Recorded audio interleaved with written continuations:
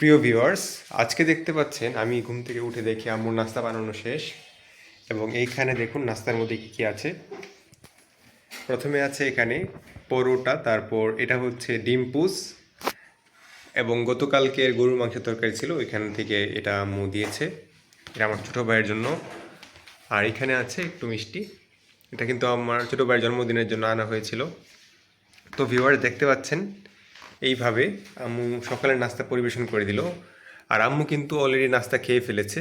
আম্মু বিভিন্ন জিনিস যেমন মেথি, ইসবগুল, ডিম, কলা এগুলো খেয়েই কিন্তু আম্মু নাস্তাটা করে ফেলেছে।